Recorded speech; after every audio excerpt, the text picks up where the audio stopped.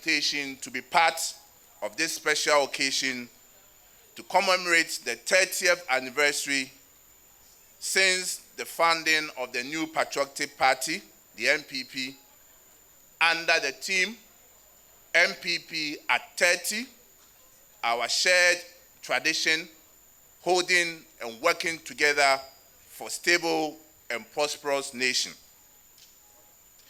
It is worth noting that the entity currently known as the New Patriotic Party was officially registered as a Liberal Democratic Party on July 28, 1992.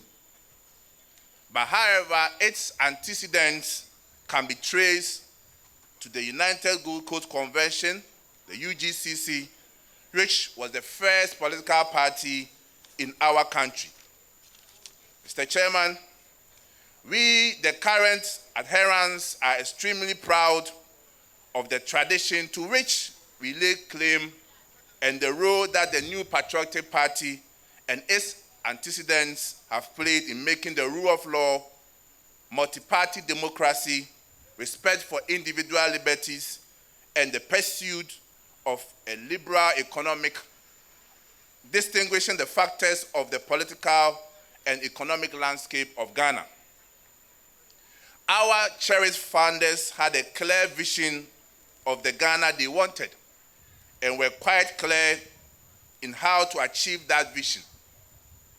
When dictatorship and one-party states became the fashion around Africa continent and President Nkrumah turned Ghana into a one-party state, it was left to Dr. J.B. Dankwa to become the lead and often only open dissenting voice against Nkrumah's dictatorship and acrimonious purge of political opponents. Ladies and gentlemen from the media, Dr. Dankwa was to die painfully in prison for merely advocating for multi-party democracy and rule of law. Other leaders such as Bafo Sakoto and Obechebi Lamte were in prison for long years, whilst others, like Professor K.A. Buzia, went into exile. Today, it all sounds almost unbelievable to a generation of Ghanaians who have grown up in an era of tilapia cartoon and an atmosphere of multi-party democracy and freedom of speech. Today, there are Ghanaians who take the open abuse of a president of the republic as a normal and regular phenomenon. Today, demonstrations are things we take for granted, just as private radio stations and the free press. We, Mr. Chairman, in the MPP can say, without any fear of contradiction, that the Dankwa Buzia Dombo tradition made this state of affairs possible. In 1969, our traditional finally had the opportunity to rule the country when, following the overthrow of Nkrumah government in 1966 and the decision by the National Liberation Council to return Ghana to democratic rule, the Progress Party, led by Dr. Kofi Abrefa Buzia, won the elections. The electoral victory of the Progress Party in 1969 offered Ghanaians a lot of hope as the party pursued policies to build a free democratic system of governance, improve the welfare of the masses, extend healthcare and decent housing to the people, and bridge the infrastructure gap between urban and rural areas. Throughout its reign, the government of Prime Minister Buzia never held a political prisoner, as had been the norm under Nkrumah's regime and the National Liberation Council. And it was not for want of provocation, as the Sea People members, free from being gaping sycophants, took full advantage of the new atmosphere of freedom and relentlessly attacked Dr. Buzia and his government. Unfortunately, an administration that offers such promise did not have the opportunity to serve its term, but was sadly overthrown by the military in January 1972, just 27 months into its term. When Ghanaians became disillusioned by the socio-economic conditions under the Frimpong regime and the proposed union government referendum, once again it took members of the Dankwa Buzia Dombo tradition, notably Nanado Dankwa Kufuado, BJ Darocha, and William Oferacta, to partner people such as Komola Bedema, General Kwesi Afrifa, and other members of the opposition groups to form the People's Movement for Freedom and Justice, popularly known as the PMFJ, to demand Ghana's return to democratic rule. The opposition to the proposed union government and other factors culminated in a Frimpong's overthrow and the conduct of general elections in 1979.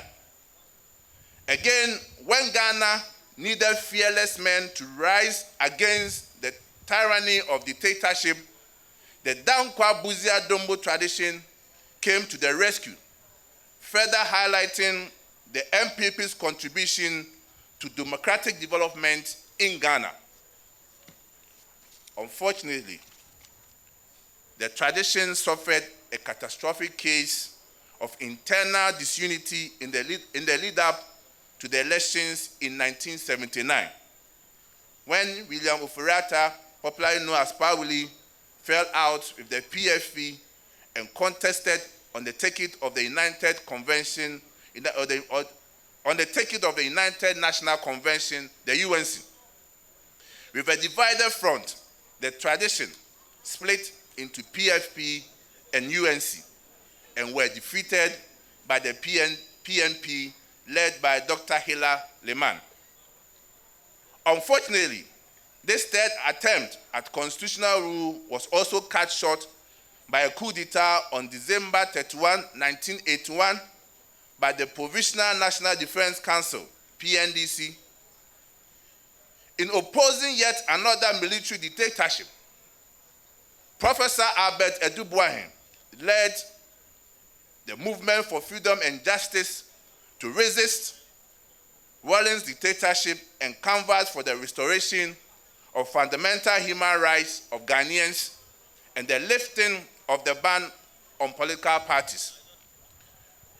Notable members of the MFJ included John Hansen, Ray Kakraba Kwashi, Obin Menu, Akoto Ampa, Kosi Pratt Jr., Dan Latte, John Indagbugri, and A. Ousu Jima. Yet again, members of the Dankwa Buzia Dombo tradition partnered others with opposing political orientation in demanding Ghana's return to democratic rule. Sustained pressure from the MFJ and other groups culminated in Ghana's return to democratic rule. Subsequently, the new Patriotic Party was formed in July 28, 1992.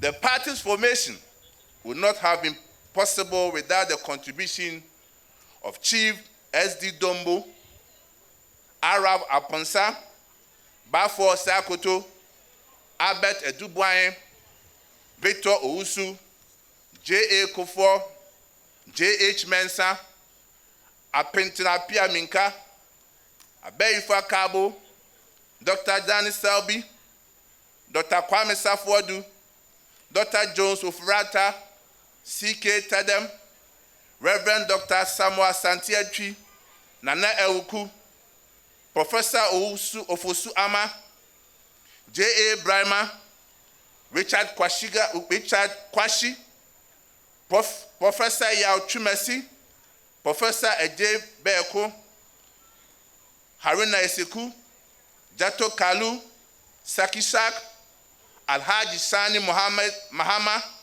Stephen Kreku, Professor John Fain, B.K. Adama, Aponsa Dazi, S.J. Anto, Kouda Ayiki, Adam Amande, Mariama Yakubu Tali, Alhaji Yaya Aidi, and Madam Amma Buzia, among others. At this juncture, we also acknowledge the contribution of individuals whose name was submitted to the Electoral Commission for the registration of the party in 1992. Notably, B.J. Darocha, who was the leader and chairman of the party, Joseph Ajeni Boateng, the secretary, Nanado Dankwa Kufuado, the national organizer, Madame Teresa Amele Tego, woman organizer, Alhaji Malik Yakubu Alasan, national youth organizer, Hakma Owusu Ajiman, national treasurer, and the national executive members, namely Frank Abezia Misa, John Bosu Kwesispio, Henrodate Lamte, Ya Albert Osabre, Malom Max Stephen Yao Boateng, Dr. Thomas Kwame Abuaje, Kojo Owusu Setre, Amadou Kalim, Adam Amandi, and Abdullah Isaku, who acted as party representatives for the 10 regions, and indeed all the founding members across the country. Despite losing the 1992 general elections, the party leader, Professor Albert Edubuahin, authored The Stolen Verdict, a book that highlighted irregularities that characterized the elections and advocated for several reforms for the country's young democracy. Subsequently, the party proposed several electoral reforms and pursued legal endeavors in institutionalizing such reforms. We are proud to note that the introduction of transparent ballot boxes, voter identification cards, biometric verification devices, among others, would not have been possible without the MPP persistent advocacy. Mr. Chairman, it was not until January 7, 2001 that the Dankwa Buzia Dombo tradition had its second opportunity at governance following the swearing in of John Ajekun Kufuor as president. Indeed, it was a trying time to assume office, and some felt we had been served a poison chalice because of the very challenging economic condition the country was in. The Kufuor administration took the brave but unpopular decision to subscribe to the IMF highly indebted poor country program. Despite the gloomy economic condition at the onset of his administration, the Kufuor government would perform what many have termed as the miraculous economic turnaround. By his second term in office, notably among his achievements was the attainment of a lower middle income status economy in 2007, introduction of the National Health Insurance Scheme, the school feeding program, the Livelihood Empowerment Against Poverty LEAP, the National Youth Employment Program, Metro Mass Transport System, cocoa mass spraying, repeal of the criminal libel law, the capitation grant, and many more. Mr. Chairman, internal tensions within our party inflicted a painful loss on us in 2008. And it was to take until 2017 before we got another chance to govern. Again, like the Kufuor administration in 2001, we inherited very difficult economic conditions and showed our true mettle by not only overcoming the problems we met, but taking on the most ambitious program of the economic and social interventions.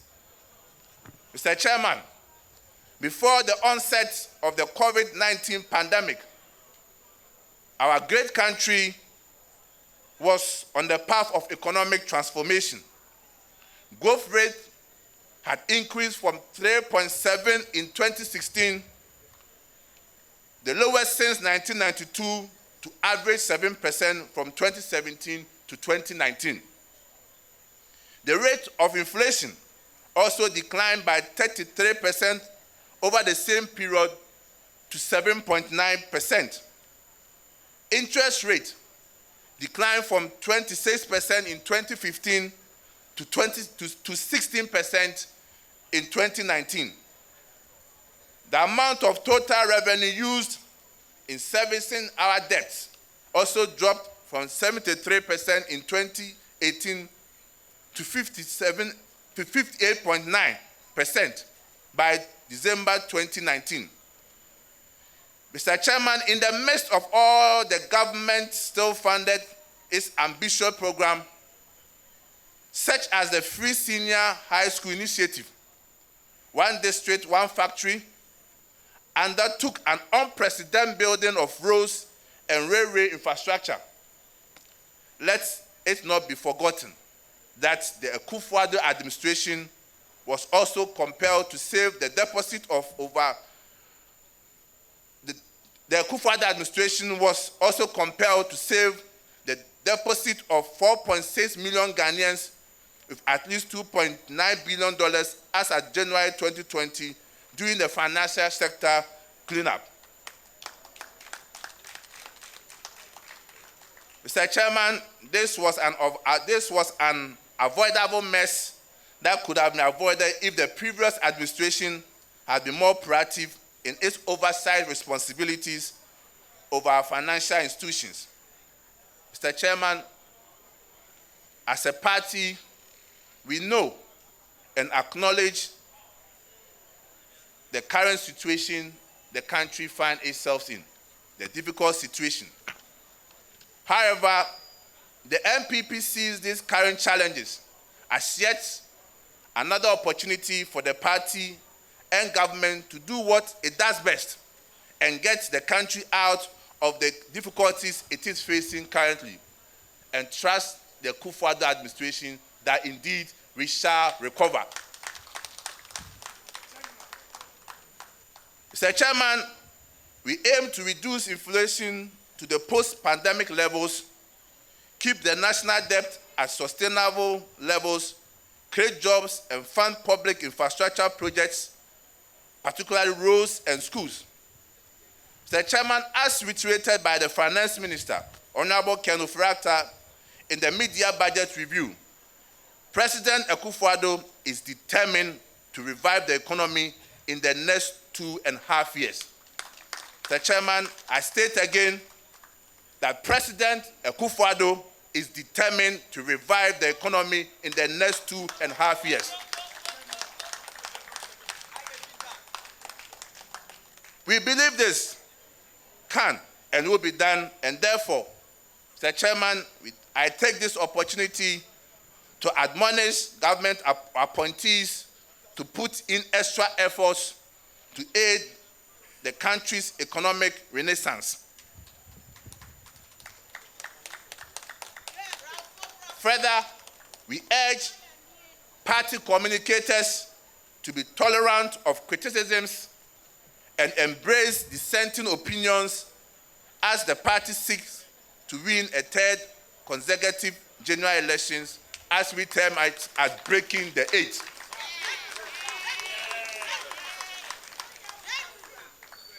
Mr. Chairman, we appeal to all members, executives, loyalists, and sympathizers of the NPP to be guided by the history and what happened to us whenever we are not united. When you feel like publicly taking on a fellow party member, when you are undermining a fellow party member, when you tell yourself you will not go out and campaign or even bother to vote, think of 1979, think of 2008, think of the pain that we went through in 2008. And Mr. Chairman, as the party prepares for its parliamentary and presidential elections in the coming years, as national executives, we pledge to act as impartial referees in the upcoming elections. Again, we also admonish other executives to do so. Further, we admonish supporters of would-be aspirants to refrain from the use of provocative language, character assassination, and lampooning of rivals in the lead-up to the party's primaries. In this era of social media, it is important not to wash our dirty linen in public. After all, we remain the sons and daughters from the womb of one giant elephant. Mr. Chairman, as clearly demonstrated, the MPP, traced to the Dankwa Buzia Dombo tradition, has a long history of enormous contribution to the rule of law, multi-party democracy, and socio-economic development in Ghana. On the 30th anniversary of the party's establishment, we are more than determined to harness the best faculties in the country in providing solutions to developmental challenges. On this note, Mr. Chairman, I do conclude by stating that may the Almighty God, may the Almighty Allah bless our homeland Ghana and make the new patriotic party great and strong. We continue to pray for good health for His Excellency, our President, Nana Dankwa Akufo-Addo, his Vice President, Alhaji Dr. Muhammadu Bawumia, our Chief of Staff, our government appointees, our ministers, and most importantly, all party officers from national to polling station and all Ghanaians. Thank you very much, and God bless us all. Kouda! Kouda! Kouda! Thank you.